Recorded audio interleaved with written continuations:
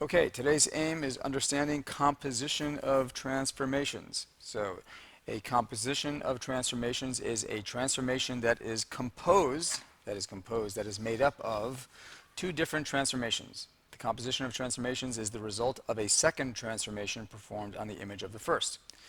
So, this needs to be in your notes. If you do not have it, put your player on pause and make sure you put this in your notes.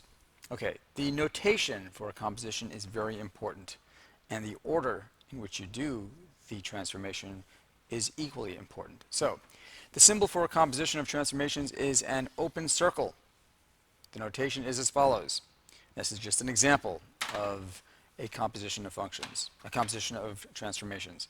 So this is saying you're going to be doing a reflection of the x-axis and a translation of 3, 4. But the order is important. The first thing you are going to be doing is the rightmost transformation. In other words, you're doing this transformation first.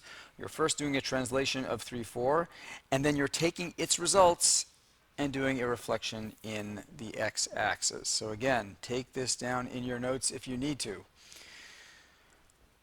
So, because I go from right to left, what I first do is I apply the rightmost transformation, which in this case is a translation.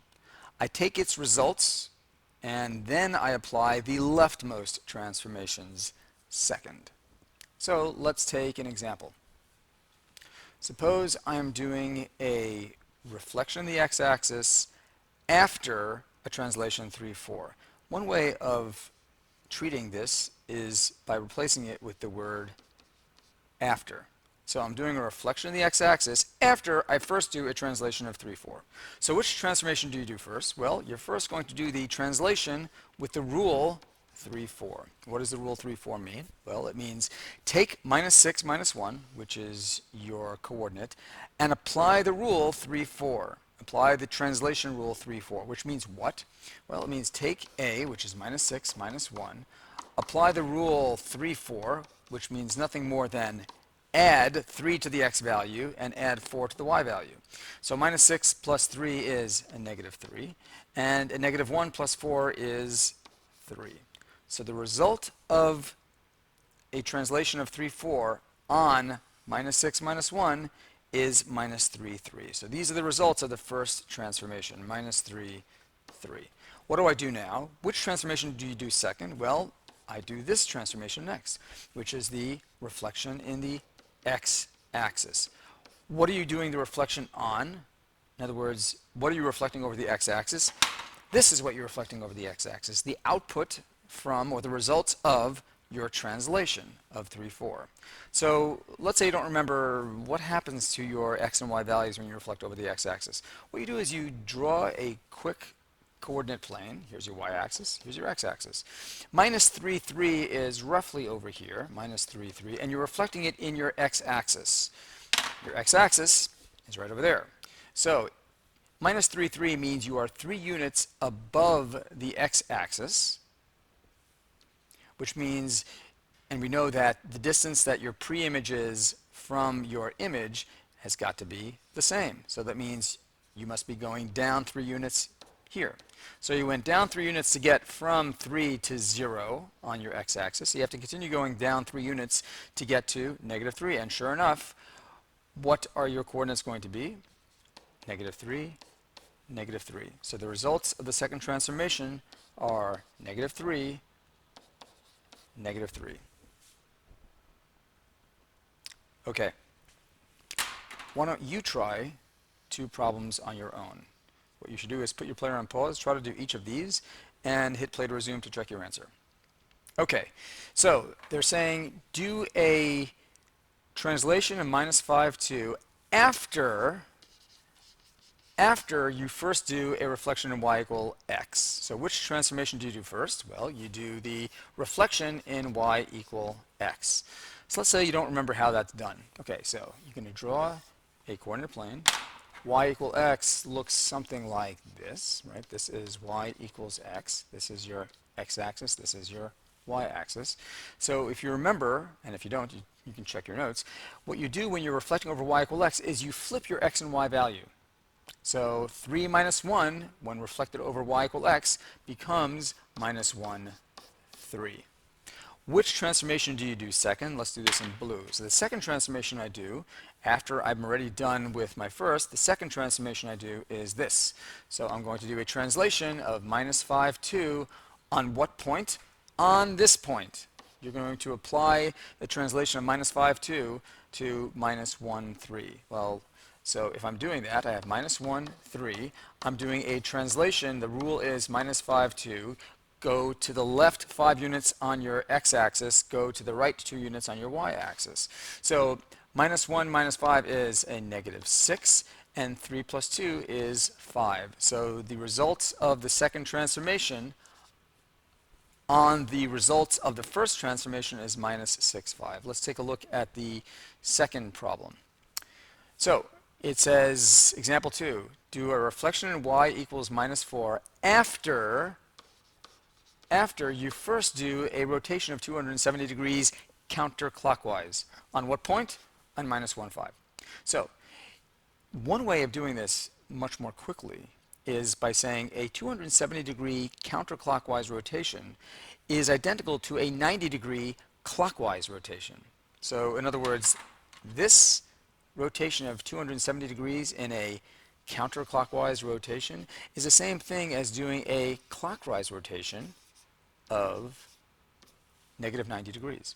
So what happens with every 90 degree rotation? If you remember, your x and y values flip, and then you find yourself in a different quadrant, and you have to ask yourself, what are the signs of x and y in that quadrant? So let's take a look over here. So here's my x-axis, here's my y-axis. Minus 1, 5 is roughly over here. That's b. That's minus 1, 5.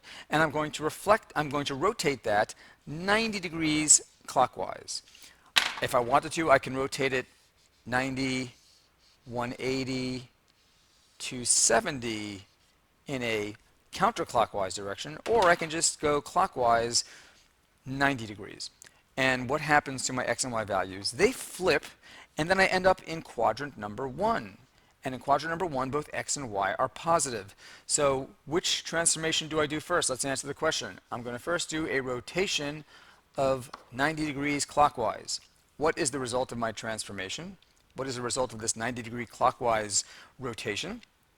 Well, it's going to be 5, 1. My x and y values flipped, and now because I'm in quadrant 1, which is right over there, both x and y are positive. Which is the second transformation? The second transformation is going to be a reflection in y equals negative 4. So again, suppose you don't remember, what does y equal negative 4 look like? Well, here's my y-axis, here's my x-axis.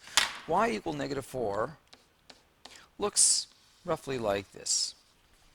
This is y equals negative 4. So what is my coordinate after the rotation of 90 degrees clockwise? Well, 5, 1. So 1, 2, 3, 4, 5, and 1. So this is where I am right here. 5, 1. This is after a rotation of 90 degrees clockwise.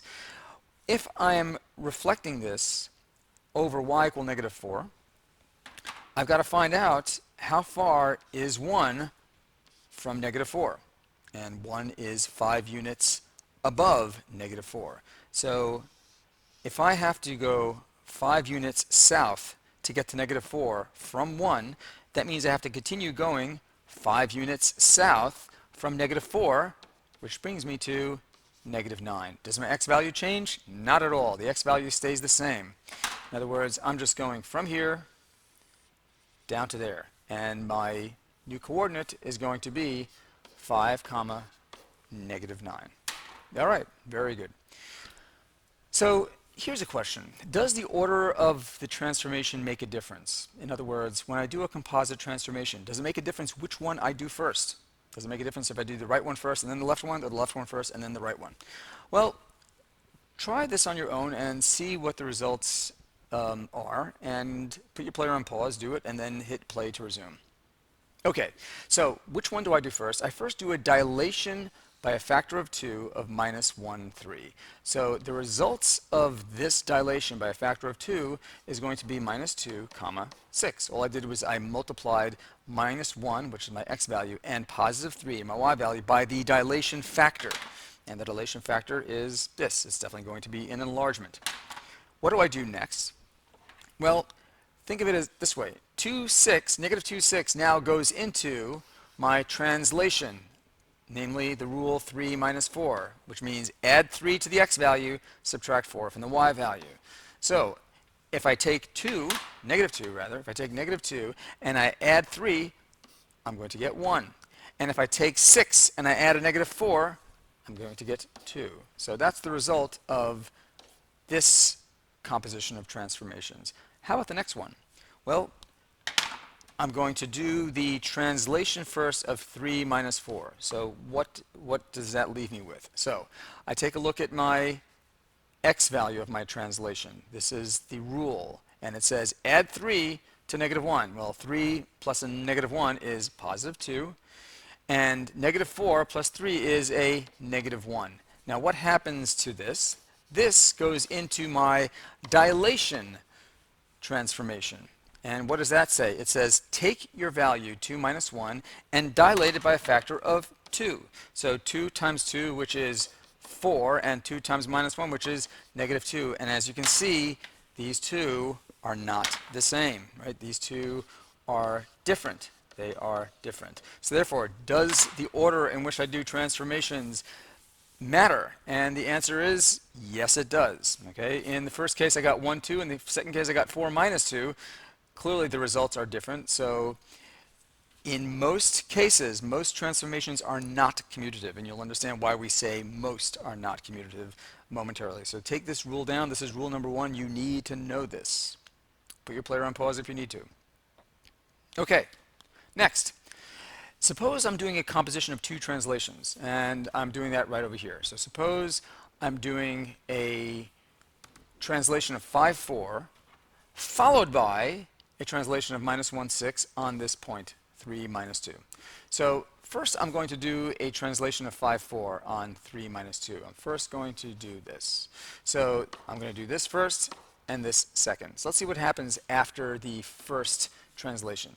So I'm going to apply 5 to positive 3. So I'm going to add 5 to positive 3, which gives me 8. And I'm going to add 4 to a negative 2. And 4 plus negative 2 is 2. So that is my translation of 3 minus 2 using the rule of 5, 4. Then what happens? Then I'm going to go into the second. I'm going to execute the second translation, which says take 8, add negative 1. Take 2, add positive 6. So first, let's take 8 and add negative 1. 8 minus 1 is 7. And 4 and 2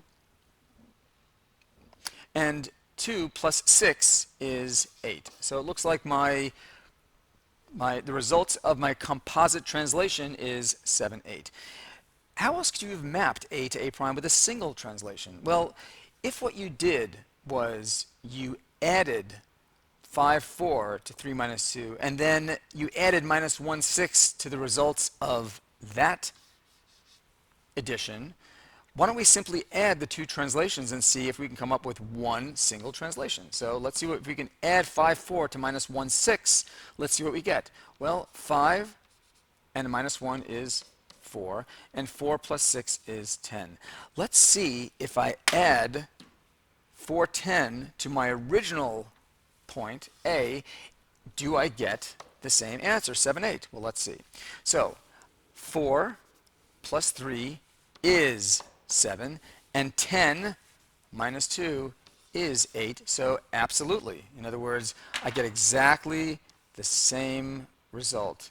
So what we've discovered is a composition of 2 translations is a translation, and the way you get the new rule is by simply adding the single translations together. So let's put our player on pause, and please write this down in your notes.